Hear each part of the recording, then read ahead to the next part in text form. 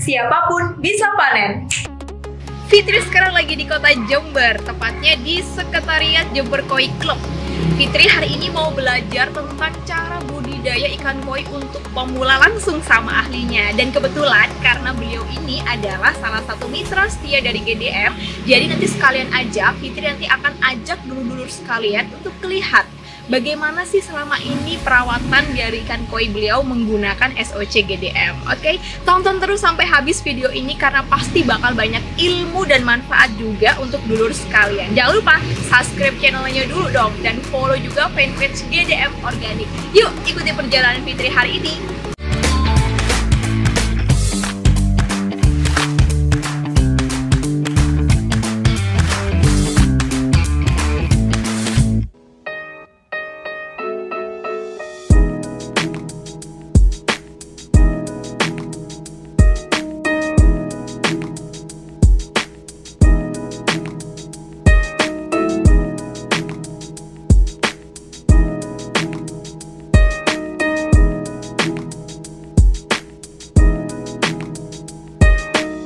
Oke, dulu sekarang Fitri sudah bersama dengan Pak Tommy Purwanto.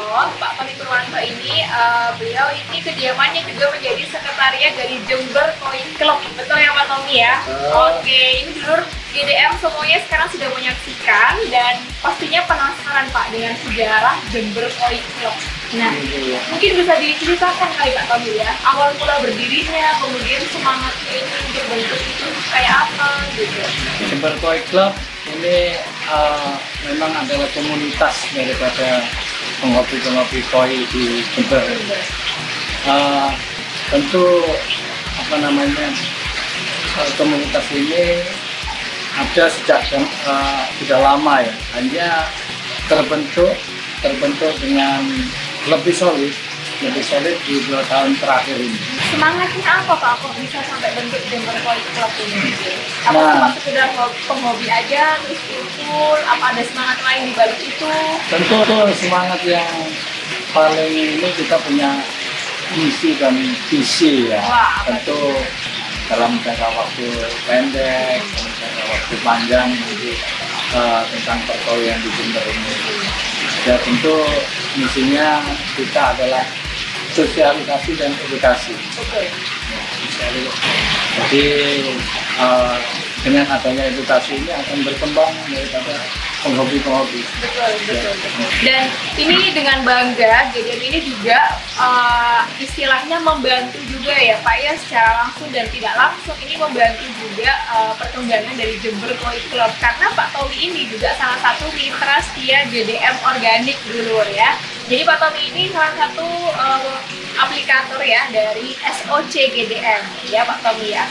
Dan mungkin kita nanti bisa dengarkan Pak Tommy ini aplikasi GDM ini apa saja Pak dampak yang timbul di koi Bapak ya? Iya. Memang saya memakai produk ini sudah 3 tahun yang lalu. 3 tahun yang lalu. Sampai saya menjadi agennya. Iya. Yang paling penting produk ini kita perkenalkan dengan suatu pembuktian. Betul. Jadi suatu pembuktian. Kalau kita hanya merupakan suatu cerita, tentu akan lama sekali. Ya. Orang akan membuktikan dan mungkin secara aplikasi dia bisa salah. Iya, betul. Dengan adanya saya kolam, dengan adanya saya koi, itu bisa saya aplikasikan terhadap koi dan kolam, terutama kolamnya. Karena filosofi prinsipnya memelihara koi ini adalah memelihara kolam dan air. Nah, itu yang paling tepat adalah produk GDM. Karena apa? Cocok sekali nih. Jenis-jenis bakteri ini cocok sekali dengan GDM. Iya dulu, memang karena kalau dulu lihat dari komposisi di kemasan ya, GDM ini memang bakteri-bakterinya ini memang dikhususkan untuk ya, apalagi untuk kejernihan air, betul ya Pak Tommy? Sangat dibutuhkan untuk budidaya koi.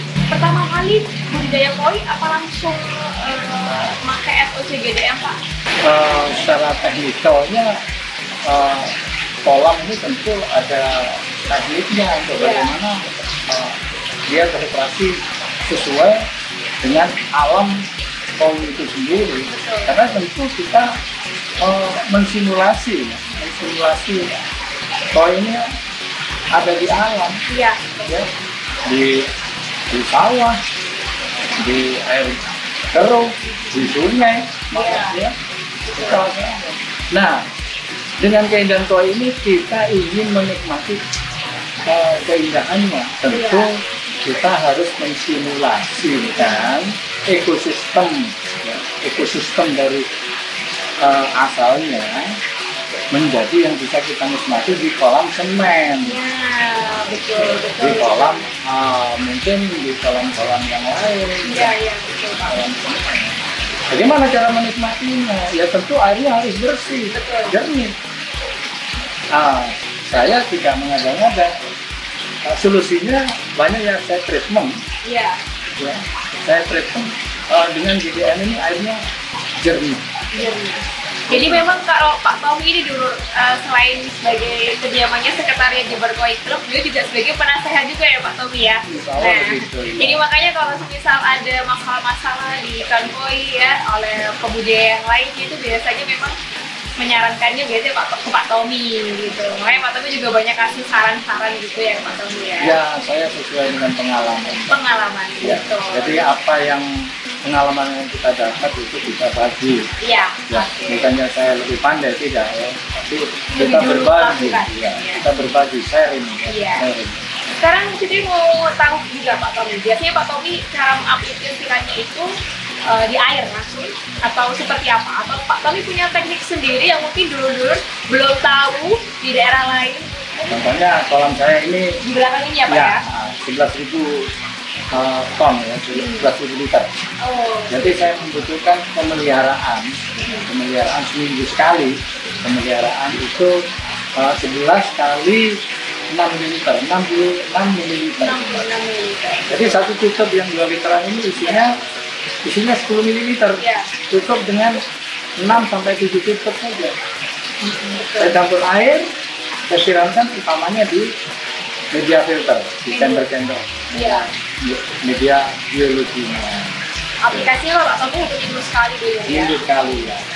Efeknya memang kalau selain jernih, apakah ada efek lain Pak di ikan koi? Oh luar biasa, ya. Luar biasa. Nanti Mbak bisa kita buktikan bagaimana ikan ini makan begitu lahap. Waduh, siap. Dan tadi juga sempat bocoran sih kalau Pak Tommy ini biasanya selain ke air juga dicampur ke pakan gitu ya? Ini memang dengan GDM ini saya campurin pakan. Oke. Dan Bisa sebagai probiotiknya dia. ya. Kalau kita kan adalah produk yang untuk probiotik ya, Iya. sama manusia. Ikan sama, Betul. karena organnya juga mirip.